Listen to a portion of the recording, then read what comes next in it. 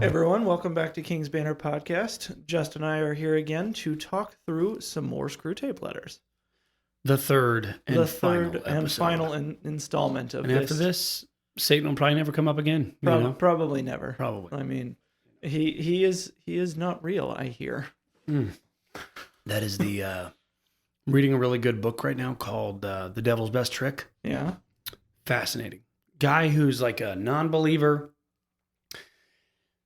undertakes a book on the devil to try to decide in the process of while he's writing it whether he believes in the devil or not. Okay. First half of the book, he comes to the conclusion the devil in fact exists. Second half of the book is examining what the devil does best throughout history. It's fascinating. Highly recommend the book, but it's not for the squeamish. That sounds kind of awesome, though. It's a great book.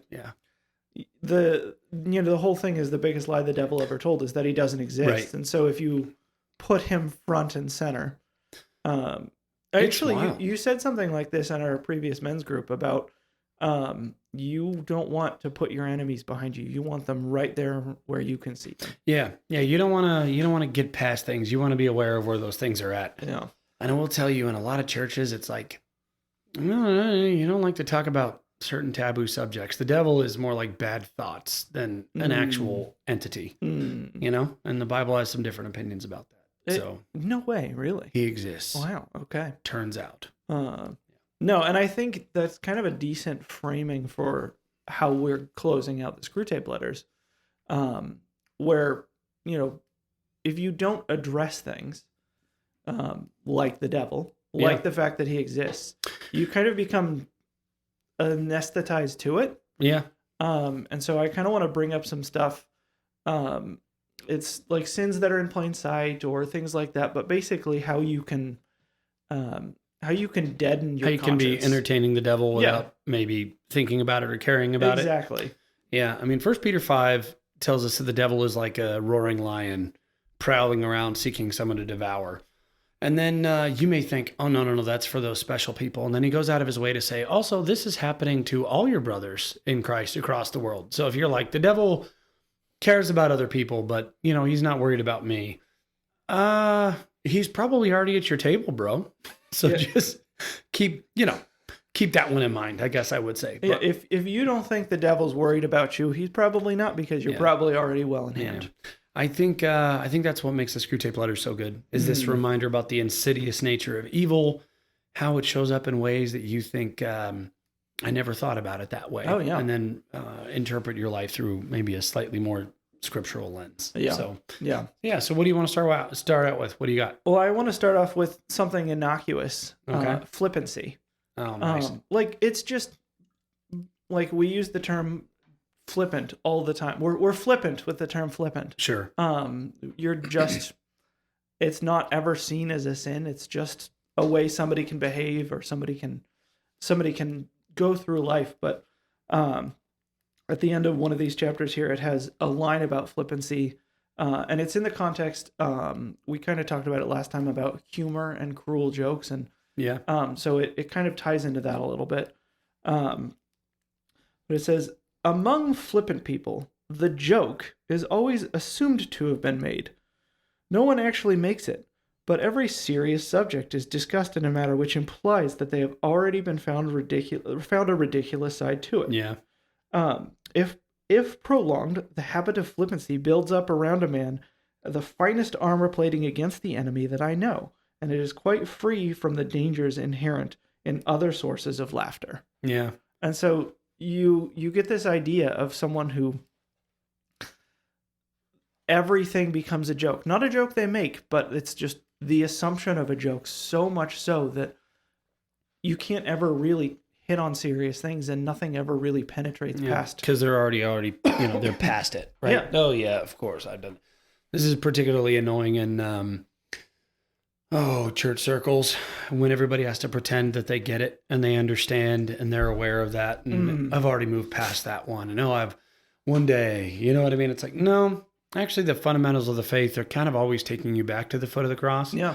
They're kind of always taking you back to the fundamentals of things. And like, you work from that place and then you end up back there, and you work from that place, and you end up back there. And anybody who thinks that they've already nailed all those things and walked past them, is in danger. Yeah. You know? But there's a reality there where flippancy sometimes is a convenient mask for ignorance. Sometimes flippancy is just apathy in general. Sometimes it's this avoidant thing that people do as well. There's a couple of different reasons that'll come up, but it's almost never a good reason. Yeah. Flippancy is almost never a good thing unless it's a trivial subject that people are taking way too intensely. Yeah. But that's, if we're talking about scripture in the Bible, that's probably not the category that you want to find it in. Yeah. I mean, you can use flippancy to make light of a situation, but it's when it becomes a mindset for your whole life that it's an issue. Like, I know those people, and there's people I can think of that we both know who they've got that sort of laugh where they're laughing about everything, anything. Yeah. But it's not really because it's funny. It's because they're just dead-eyed inside. Yeah. Yeah. They have to laugh at this point because they don't know what else to do. Yeah. Yeah.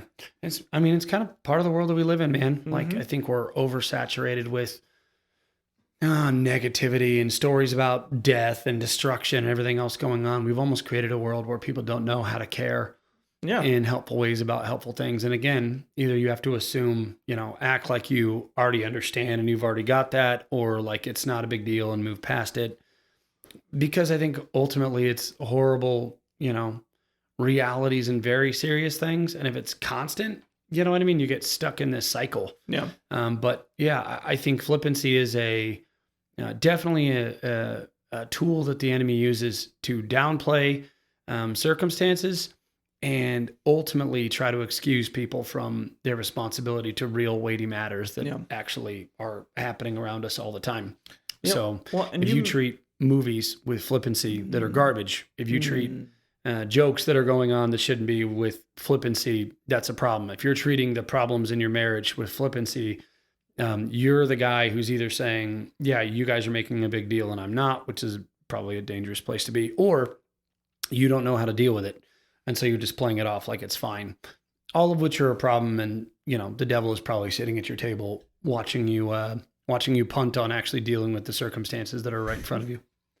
Man. Yeah. You talk about all of these things where it's just so easy to fall into it. Like, there's a problem in my marriage. No, it's not a big deal. There's a problem in it. Like, it's fine. It's all fine. Like, yeah, I've learned to live with it. Well, and like you even brought up, this, how it saturates the world. And I think of this phenomenon where you see one good or nice thing that someone does on the internet and it's like a puff piece and people always respond like, faith in humanity restored. And it's like, really? Like, it took some guy like doing something so small that it should just be second nature to all of us. Yeah. That, like, how dead are we as a culture? Yeah, I think, again, man, I think media has a lot to do with that. And I think our addiction to social community has created an inability for people to actually connect with each other and get to know each other. Okay, I hate to say it, like social media and the internet world that Al Gore created, is one of these things where we're so connected to what's going on in the public square that we're missing the stuff that's right in front of our face. And then we're so saturated with everything else going on around us that we stop being responsible or caring for the things that are happening right in front of us. And it's a problem, man. Yeah. Like, it's a problem. Like, your neighbor now is like, oh, I left that, I liked that guy's status. Yeah. I'm just loving my neighbor. Okay. What about the guy next door? I don't want to meet them. That's ridiculous. Right. But yeah, different kind of flippancy, I suppose. Yeah. No, it's actually, I had another quote later on down in my notes that I'm suddenly realizing is tied so perfectly to this. And it's about noise. Okay. And the enemy's talking and he's like, music and silence, how I detest them both. How thankful we should be that ever since our father the devil entered hell, though longer ago than humans reckon in light years, could express no square inch of no square inch of infernal space, and no moment of infernal time has ever suffered either of those abominable forces, music or silence. but has always been occupied by noise. Noise, the grand dynamism, the audible expression of all that is exultant, ruthless, and virile. And like you're talking about social media, and it's noise. Yeah. It's just pure just distraction. noise. Yeah. And I had kind of wanted to touch on this in the idea of letting yourself sit in silence, letting yourself sit in worship and music and all these things, and how we are all so fond of that stupid computer that sits in our pocket that just makes noise all day. Yeah. Or just anything other than the silence of our own thoughts, or to put it another way, opening ourselves up to actually be praying without ceasing. Mm-hmm. Just connecting to the real stuff that's actually going on. Yeah. Versus having the ability to step in and step out of conversations, thoughts, and distractions at a whim. Yeah. It's meta. Yeah. Right. It's this ability to live in a world where you don't have any responsibility or accountability and jump in and jump out at any moment. This is the thing that preachers gripe about, churches in general, right? Like if your church is so big that somebody can go in and sit there and go for a year and nobody knows them and nobody cares, like something is wrong. Like we've created an environment. This is not a community. This is a pop-up YouTube channel. Yeah. And it'll be funny because I'm sure people are watching this on YouTube or listening. You're streaming it from some device somewhere. The goal isn't that you're just removing anything, but that you're making sure this stuff actually pushes you into something real that matters. People have often asked me, like, what book should I read? And I like to tell them, whatever is pushing you into spiritual disciplines and whatever is helping you fall more in love with Jesus. Those are good things. I would say the same thing about content in general.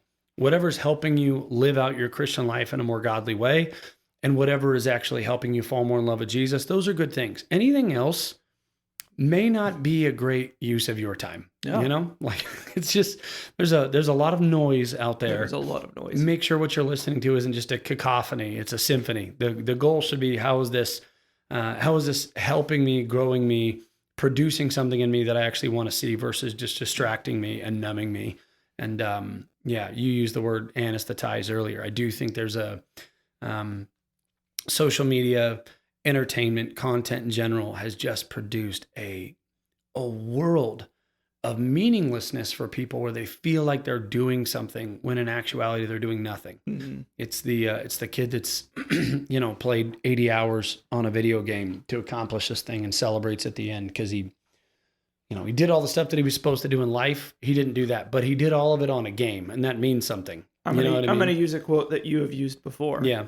Look on my works, ye mighty, and despair. And despair, yes. Absolutely. Great poem. Thank you for bringing it. Was it Percy B. Shelley?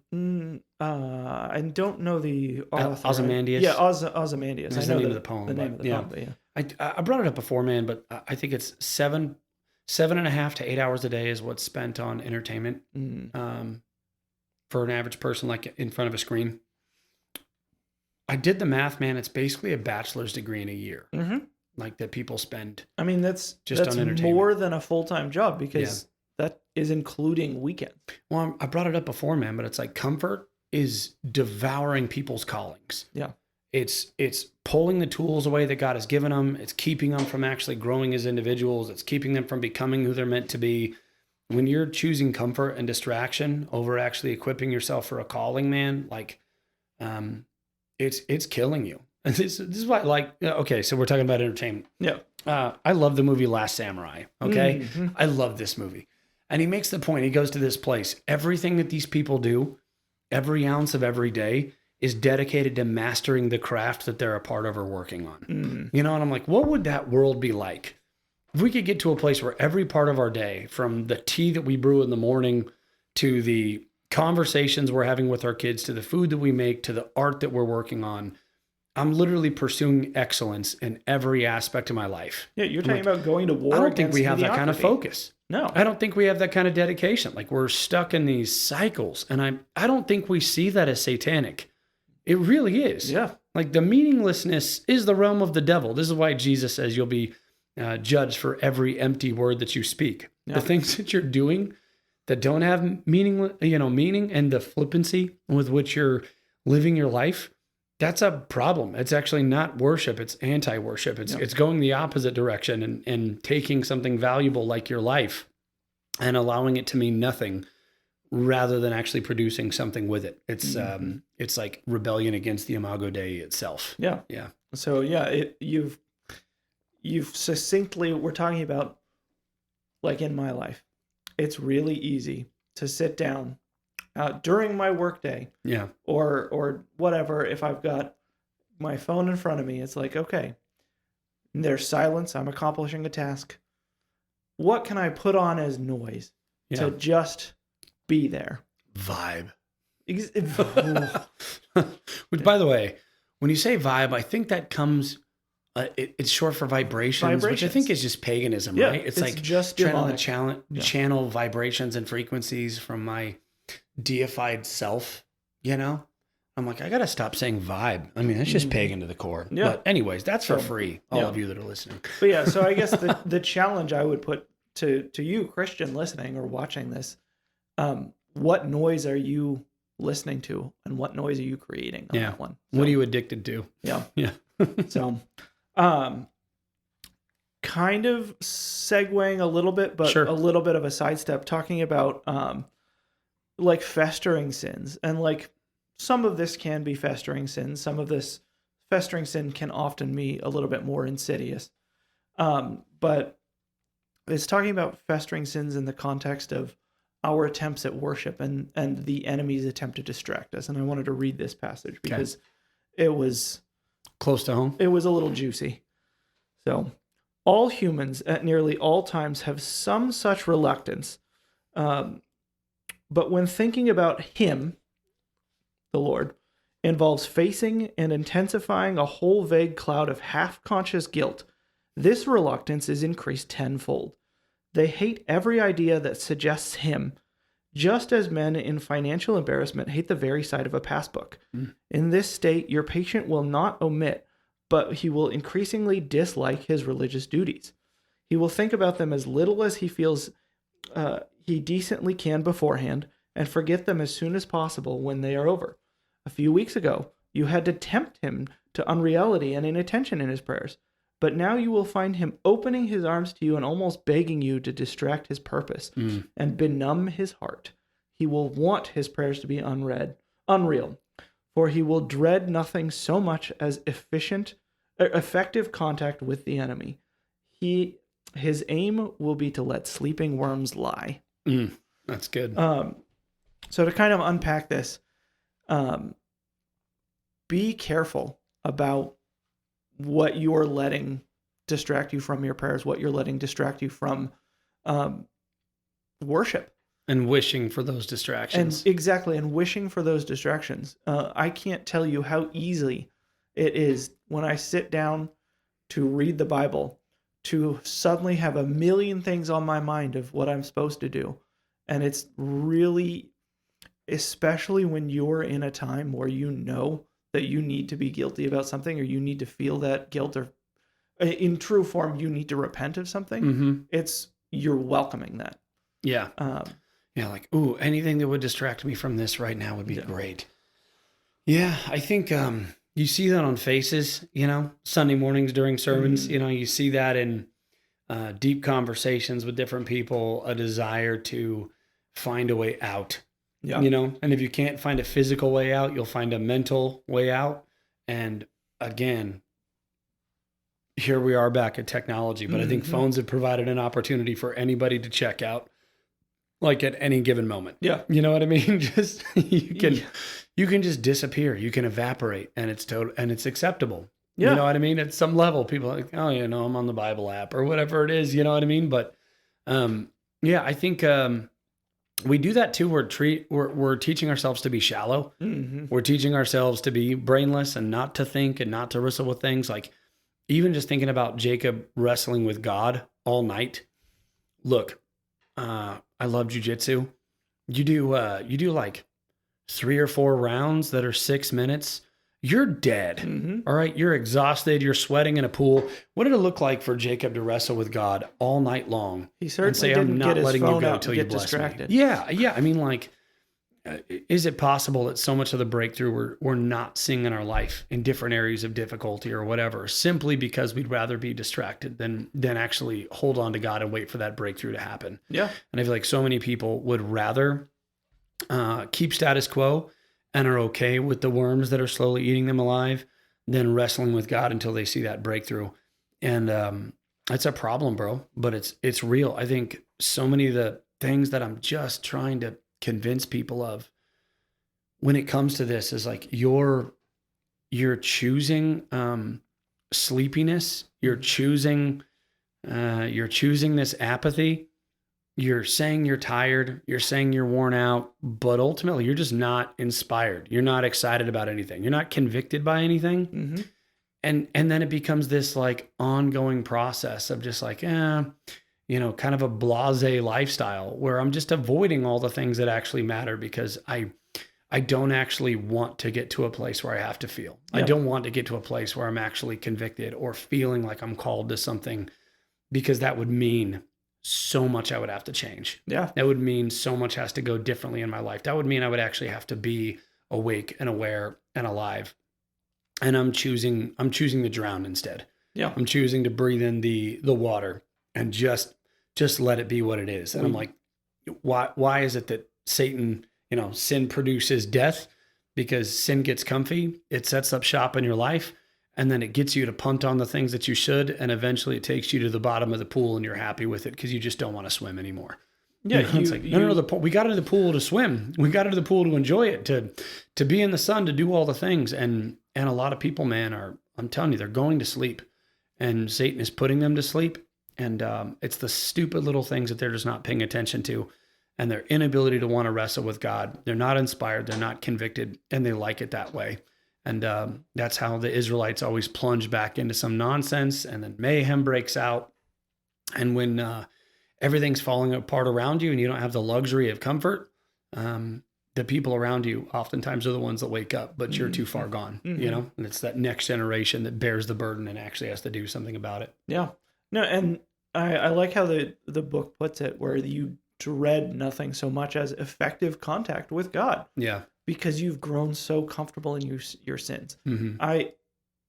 I'm so sick of hearing people say they're struggling with X sin, they're struggling with Y sin, and they just wish they didn't do it anymore. It's like, if that were true, you would just not. Where's do the it. fight, bro? Like you wouldn't. Yeah. You wouldn't say you're struggling with pornography. Yeah. You just wouldn't look at pornography. I heard Piper say this one time. He said, I see so many Christians whining about their insecurities and their failures and their addictions and their shortcomings. And he said, and I see so little war. Yeah. So like you're not even fighting. You don't even really care. Quit squabbling about this or griping about it when you don't even care enough to actually fight through and see this thing happen. Yeah. You're beating yourself up, you know what I mean? Mm-hmm. As a way to like help yourself feel like you actually feel bad about it. But that's as far as you're going to go, is trying to atone for my own sins by beating myself up, but not actually changing any of the things that I'm doing in my life. Where's the equipping? Where's the sweat? Where's the sacrifice? Not there. And it's like, you realize the Bible doesn't yield its fruit to the lazy, right? Mm-hmm. Like breakthrough doesn't happen because you're sitting on your couch with a Pepsi, eating a bag of Cheetos, and then throwing up a microwave prayer to God and then wondering why it doesn't happen. Like this is not the way. And this is not the heritage of Christians who are being eaten alive in the Colosseum by wild animals.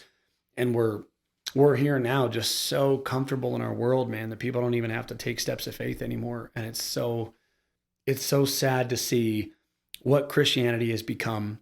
And I got to tell you, at this point, like in the grand scheme of what's happening in the world, we are no match for Islam at all. No. And I'll say this, we're almost no match for like the progressive nonsense either.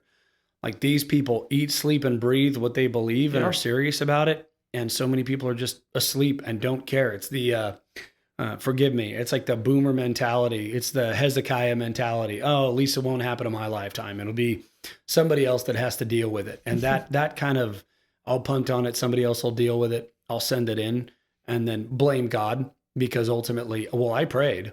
Great. Thank you for that. Where was the action? Where was the steps?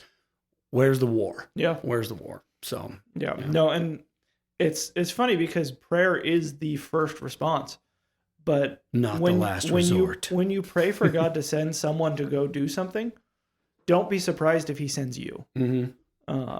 Yeah. Or I would say if you're praying about something, you probably are the response to that prayer, right? Yeah. The other Lewis quotes, right? Yeah. Your kingdom come, your will be done by me right now. Yeah. Yeah, there has to be responsibility for it, and where you won't take spiritual responsibility, you have no spiritual authority. Yeah. So quit praying if you're not serious. Yeah. And I would kind of trying to tie this into the next one I want to talk about. I think too many people will sacrifice this willingness to do something at the altar of false humility. Okay. Like, well, I'm not good enough for that. I'm not the guy. I'm too humble. I'm to all this. And it's interesting because the book has some interesting things to say about humility. Okay. Go ahead. So it says, fix his mind that the idea that humility consists in trying to believe those talents to be less valuable than he believes them to be. No doubt they are in fact less valuable than he believes, but that is not the point. The great thing is to make him value an opinion for some quality other than truth, thus introducing an element of dishonesty and make-believe into the heart of what otherwise threatens to become a virtue. By this method, thousands of humans have been brought up to think that humility means pretty women trying to believe they are ugly and clever men trying to believe they are fools. And since what they are trying to believe may, in some cases, be manifest nonsense, they cannot succeed in believing it, and we have the chance at keeping their minds endlessly revolving on themselves in an effort to achieve an impossibility. Yeah, that's good. I think ultimately too, it's a spit in the face of God who gave you the gifts and the abilities that you have. And then you saying with some false piety, oh, I'm not the person for that. I'm not gifted enough. I don't have this. Well, what you're saying is, God just didn't give me what I needed to do anything about it. God hasn't equipped me to be actually be able to do these things. This is the Matthew 25 parable of talents. I took what you gave me and I buried it into the ground because I knew you to be a hard master, reaping where you didn't sow. Yeah. You're looking for something from me that ultimately I can't give you because you just didn't give me enough to do it. It's like, oh yeah, it's God's fault. Yeah. You're right. Totally. I'll act like I'm saying it's my fault when in reality I'm blaming God for not doing what I think I would need to actually be equipped to do this. Yeah. And it's my favorite quote from Exodus. Who made your mouth? Moses is telling God, I have a speech impediment. I'm not the guy. I shouldn't do this. Okay, buddy. I made your mouth. I made you who you are. I made you the thing that I wanted for this purpose at this time in this place. How about you just go do what I told you to do? How about you get in there and let me make up what's lacking? And every time you're saying, I'm not enough, or I don't got it, or I can't be the guy for that, you're probably the guy. You're probably the one that's supposed to step up and do something about it. And when you're doubting yourself in those scenarios, you're actually doubting God, not yourself. So just take a chill pill. Your humility is actually spitting in the face of who God made you to be. Maybe not as humble as you think it is. Not so much. And you mentioned how we, in the current climate, are unequipped versus like Islam. Yeah. And it made me think of a meme kind of on the subject of sin as a motivation versus righteousness as a motivation. Okay. And it's, don't tell me you can't do something. Look at that crackhead. Do you think he gets up in the morning and says, oh, I have no money, I have no talent, I'm not going to be able to? No. He goes out, he makes it gets it done and gets some crack. He's going to get that crack. Don't be outdone by a crackhead. It's so good. Terrible meme, but how are we being outdone by the wicked in this world? Yeah. Yeah. Our motivation is at an all-time low, and we've used grace as a reason to excuse our own lack of enthusiasm in doing what God has called us to do. Mm-hmm. And I would just encourage you guys, you who think you're insanely busy, and have a lot going on in your life right now, and it's there's so much, get to that stuff eventually. You won't. No. You won't. Like, either you're going to make time now because it's actually a priority, or you're not going to get to it. And I feel like so many people have this idea that eventually I'll do those things, or eventually I'll make that stuff happen. And I'm telling you right now, prolonged obedience is still disobedience. Mm-hmm. What you're saying, eventually I'll get to, what you're actually communicating is it's just not a priority. No. I talked to a friend of mine the other day.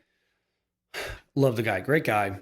But he's saying like, oh, we're at this church. We don't really want to be there anymore. I know I need to be somewhere else. I'm not active the way that I was. I'm not doing this, and I should be. But I'm gonna hang out for the next year, and we're gonna get this done, and we're gonna get that done. And I was trying to explain to him, what you're actually saying is, hey, you know how we have these priorities, and we're telling everybody they're the most important things in our life? Actually, there's some other things that are more important. So we're gonna focus on those for a little while, and we'll get back to that priority later at a time that's more convenient for us. This is seen in a small way when people pray, God, help me to forgive someone, instead of, God, I choose to forgive this person. Because what you're saying is, Lord, I'll be obedient and actually forgive that person when you make the circumstances more convenient for me to do so. The reality is, God has given you his Spirit. He's equipped you with everything that you need for life and godliness, and he's called you to walk these things out. And if you're telling God, I'll get to it eventually, what you're just saying is, I'm just not ready to be obedient right now. Yeah. I'm not ready to do the thing that you've told me to do. No, you can forgive that person. You don't want to. Yeah, and you're blaming God for not making the circumstances better for you. Yeah, unforgiveness is just disobedience. Yeah. Like, if you know that you need to forgive someone and you pray not to forgive them, but to have the ability to. But make it sound pious. Yeah. You are just lying to yourself. In the same way with the larger scale stuff in your life, whatever you're saying is so important and is a priority as a family, that actively is not showing up as a priority in your family is not the priority in your family, or your life, or anything else. Whatever you're saying is secondary or tertiary in your life, it cannot be the first thing. And if God is calling you to something, or calling you to walk in something, or to a ministry, or to a project or work that he's calling you to, or to work on your marriage, or whatever it is, and you're too busy for it, I'm telling you right now, you are punting on the responsibility that God has placed on your life. And maybe you're in that spot where you're like, I'm just not that guy. I don't know if I can do it. Again, you're going to spit in God's face again and tell him that you made me wrong. I'm not well enough equipped. No. If you're feeling that this is what's going on, make it the priority. God made your mouth. Go do the thing that he told you to do. And the rest of the stuff can wait if you're serious about what you believe. And if you're not, don't lie to yourself anymore. Yeah. Call it sin. That's what it is. So you mentioned working on your marriage, and I just want to sidetrack for a second. Yeah. Working on your marriage is working on your role in that marriage. It's not working on your spouse. And I think people get this so confused sometimes because, I'm going to work on my marriage. I just need to make her better, or I just need to make him. Yeah, they're my project. Yeah. Why don't you make you your project and trust God will reward your faithfulness? Yeah, I agree. I also think that some people are being incredibly passive with their spouse, right? And that's still a you problem. Yeah. Right? Because you need to be assertive. You need to be clear. You need to communicate. Or if you're that person who won't shut up, maybe you're the person who needs to reel it back in a little bit. But in some circumstances, your neglect of other people, saying, I'll just work on myself right now, may in fact be a way that you're sidestepping your own responsibility as well. But in general, work on yourself, grow what's going on in your own life. Make sure you're doing what you're called to do. And if by you saying I'm going to work on my marriage means I'm going to finally get them to do what I think they're supposed to do, I don't think you're understanding what's actually supposed to happen in that scenario, or the nature of people in general. Yeah. So good point. Yeah, no, and I have this quote written down about marriage. It's talking about love in general, and it says, now comes the joke. The enemy described a married couple as one flesh. He did not say a happily married couple or a couple who's married because they were in love. Yeah. But you can make humans ignore this. You can also make them forget that the man they call Paul did not confine it to married couples. And the point being made here is marriage isn't about how you feel in the moment. Mm-hmm. And being one flesh isn't about how you feel about your spouse. Yeah. It's about the commitment you made before God. Yeah. And the last part about Paul talking about even unmarried couples is a stark warning to this world that sex actually matters, and not just insofar as what you can get out of it, but it's not just a sin against yourself to have sex outside of marriage. It's a sin against the very nature of what God has designed as his purpose for you. Yeah, it's rebellion against the order of creation itself and what he intended. But you touching on that for a second, I think this is important. We've made the goal and reason for marriage happiness, which has consequently made grounds for divorce unhappiness. And we see this all over our society today. And if you are branding your unhappiness as emotional abuse as a way to get out of your marriage, shame on you. I'm just telling you, I've heard so many people use the word emotional abuse, and it just means whatever difficulty I'm struggling with mentally in my current struggle that I'm in. You know what I mean? Oh, I can call it abuse. Stop throwing that word around in some, whatever way I need to help me feel more justified in whatever is going on. Now I can get into, I'm sure there's some different scenarios and I can talk to different people about different things, but unhappiness is not grounds for divorce. And you could say, I'm the most unhappy I've ever been in my life, and I feel this way and that way. And I'm like, listen, do you think Jesus was like going to the cross, bleeding, dripping sweat, drops of blood in his sweat, and was sitting here like, I'm just not happy, so I think I'm going to stop. I'm just not happy right now. So I guess, this is grounds for divorcing the bride of Christ, right? Like, I think we really misunderstand ultimately that marriage is a picture of the gospel. Yeah. It's a presentation of Christ and his bride. It's a parable of heaven itself. And you're declaring to the darkness and to the principalities the picture of Christ and his church and what it is supposed to represent. You think that's going to be like a cakewalk?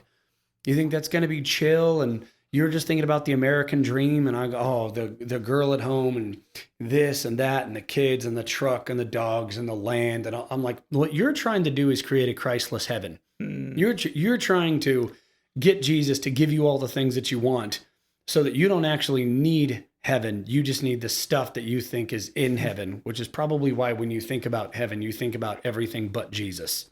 You know what I mean? Happiness has become grounds for divorce, and it's eating our culture alive.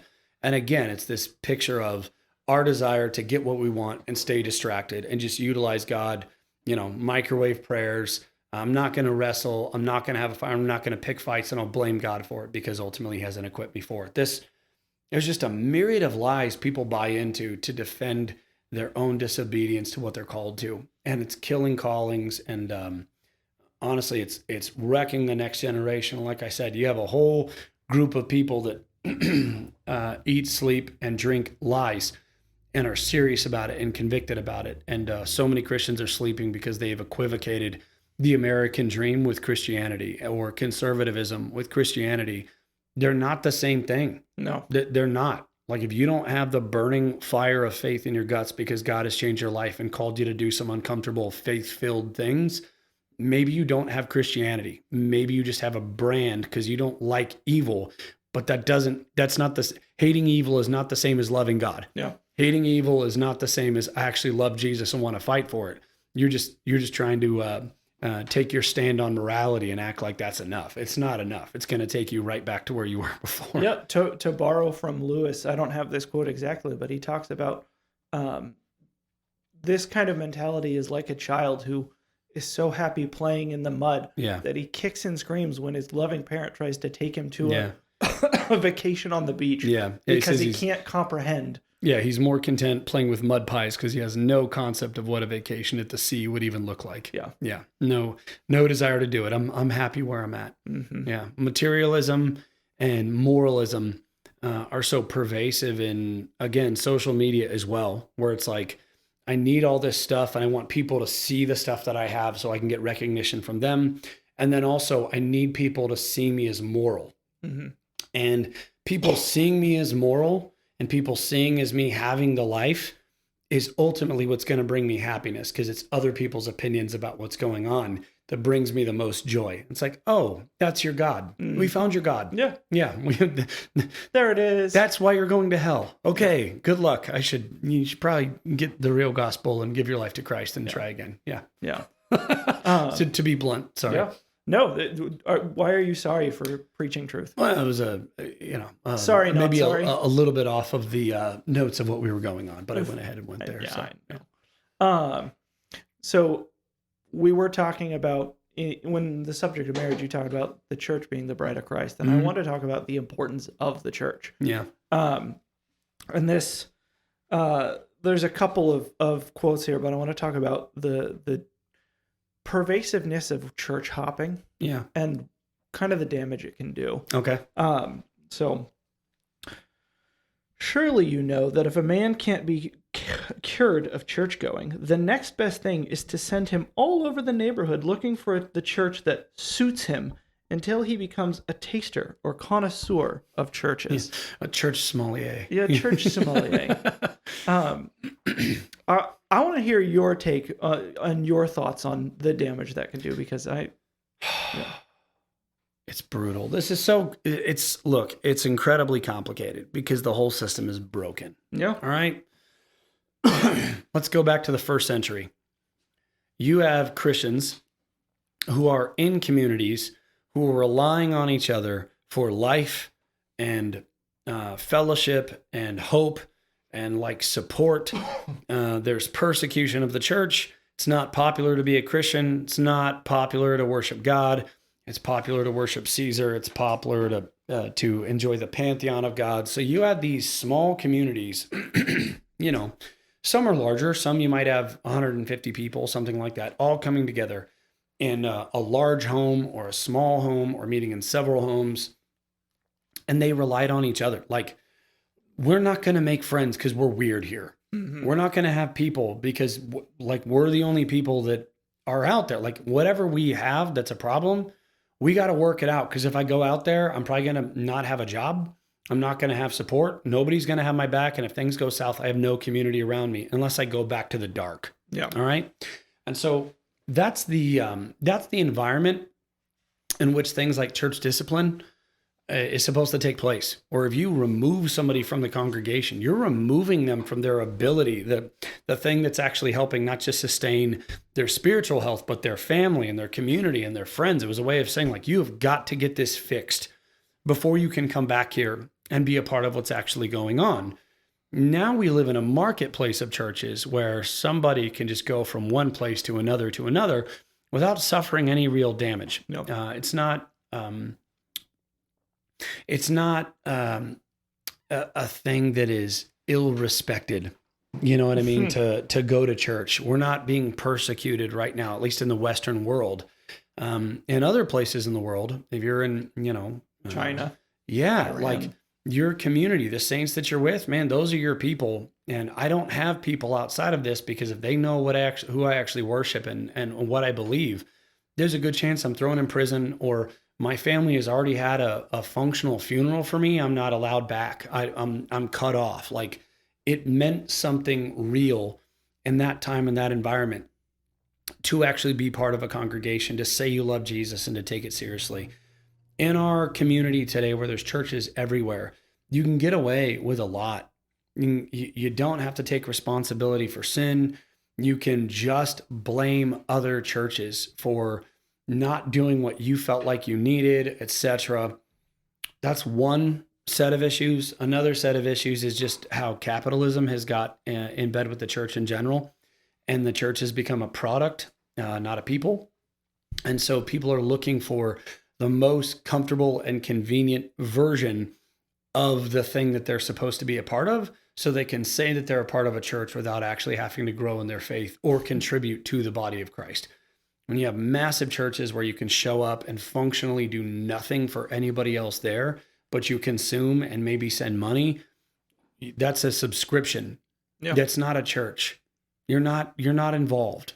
You're going there and paying money to hear somebody who brings you a good message and helps you feel hyped up. But functionally, if nothing is changing in your life, you're not loving the people that are around you, you're not participating in the community that's there, you're not serving your brothers and sisters, it's not pushing you to grow in your faith, bro, I hate to tell you, like that's a Costco membership. Like, Yeah. I give this, you give me this. Good, we got it. Like that's not the church. That's No. not Christianity. And so many people have this mentality of I'm looking for the most convenient, easiest place to go. And if their doctrine is good, that helps me feel better about it. So I'll go to those places, check the box of this is what I'm supposed to do as a minimum as a Christian, and we're doing the right thing. And then I'm moving on. But it doesn't require faith anymore.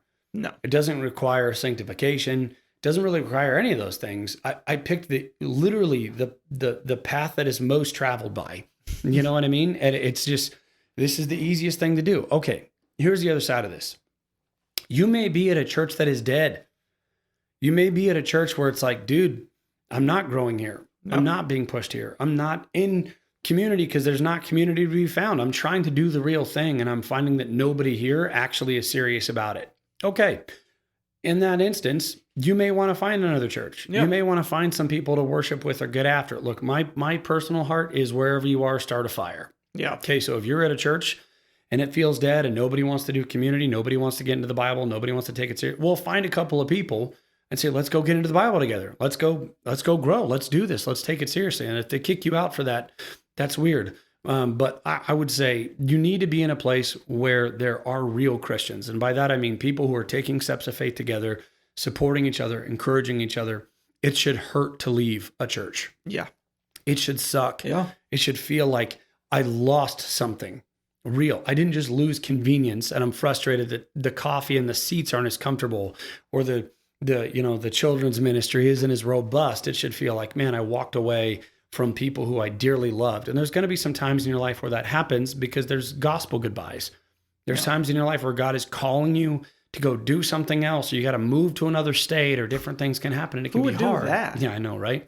But in general, leaving a church and going somewhere else should be painful, not inconvenient. Mm-hmm. And too much of our convenience culture, the way we think about restaurants, the way we think about the people that we want to do business with, has become exactly the same as how we find a church. And that is disgusting. Mm-hmm. I hate to say it, but it's just disgusting. Like, the church is not a program that is to be put on. It is the hope of the world. It is the bride of Christ. It's a community of people that are walking together, bearing each other's burdens, calling each other to more, feasting, laughing, in fellowship with each other, and taking the sacraments, exercising church discipline, taking the word seriously, praying together, worshiping together, and looking seriously different than the world in such a way that everybody else around us would notice, man, they're kind of weird. That's different. Mm-hmm. That's not like everybody else. Good. That's what it's supposed to be. It shouldn't be like everybody else. It should be a different thing. So there's a convenience mentality that's pervasive here. That's a problem. I would also say there's types of churches that exist now that are just in general shallow and become a place for people to go and check boxes. And if you're at that place, you may need to find the real thing somewhere else too. Yeah, So both of those things. And I mean, I've got this on that type of church, specifically the pastors of those. Talking in the book, it's talking about a specific church, and it says, at the first of these, the vicar is a man who has been so long engaged in watering down the faith to make it easier for a supposedly incredulous and hard-headed congregation that it is now he who shocks his parishioners with his unbelief, not vice versa. He has undermined many a soul's Christianity. Yeah. There's a type of pastor who has become excellent at having a tongue of a serpent. Mm. And you got to be careful, man. A pastor who doesn't ever want to piss anybody off is probably not preaching the Bible. A pastor who isn't touching on particular texts that speak directly to what's going on to his own congregation or what's going on in the world around him is somebody who is bought and is intent on keeping the product where it is rather than actually producing a purified people.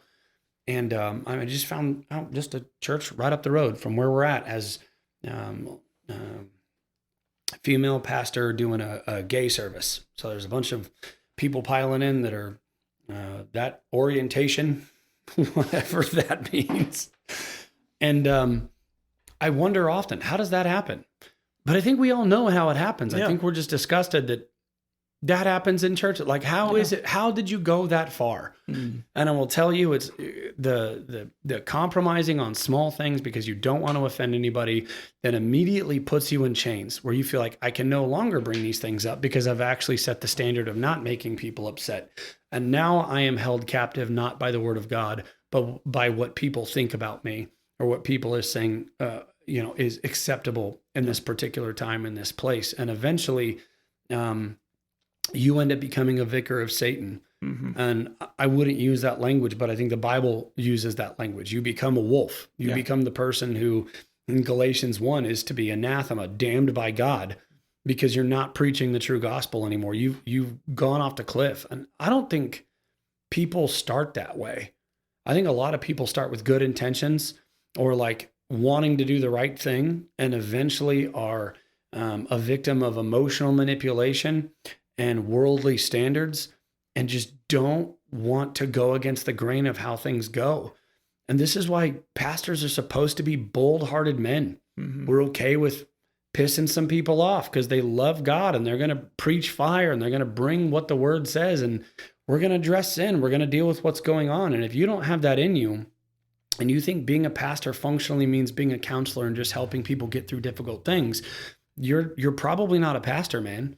That's probably not where you're at. And honestly, you should check your own heart to see if helping people find comfort in Christ is more important to you than helping people find Christ. Because I think a lot of people are looking for comfortability, help me feel the way that I want to feel, help me feel better about the stuff that I'm dealing with, help me get to a place where this doesn't feel like as big of a deal as it seems like the Bible wants to make it. And I'll stay there. And man, when you stop preaching on those texts, and I would say this is part of why expository preaching is so important. Yeah. Pick a book, go through the book. Yeah. Don't just pick certain texts and avoid other places. Preach the whole counsel of God. Preach the whole Bible. Whoever you are, if you're wanting to be a pastor, if you're wanting to get into ministry, or if you're teaching other people, I want to encourage you, do not dodge the Bible. The second you feel like I can't teach on this text because it might hurt somebody's feelings, you are already becoming a slave to what sounds right and people's opinions, and you're not serving God anymore. You've already left the ballpark. Yep. So, yeah. All right.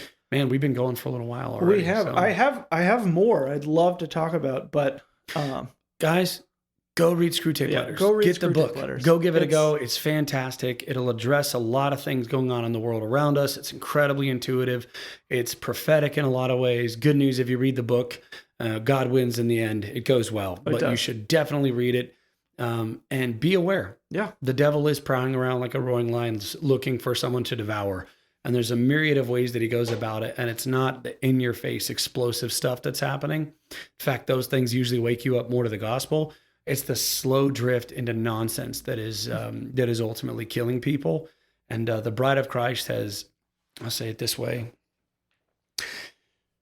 the bride of Christ has aborted a lot of children by walking a different direction and living in apathetic convenience, comfort mentality, because it doesn't actually want to do the work of bringing up the next generation and planting churches and establishing families and training pastors and calling godly men to more. And when we do that, we're relieving ourselves of responsibility, but not really. It's superficial. You're still responsible for all of it.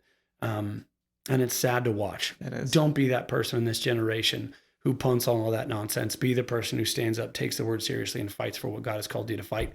And to do that, you have to identify where the devil is working. Yep. You don't even know what to shoot at unless you know what the target is. So get the book, give it a go. It's fantastic. It is. Right on. All right. Well, thank you so much. And thank you guys for joining us for these 3 episodes on the Screwtape Letters. Like Justin said, go read it.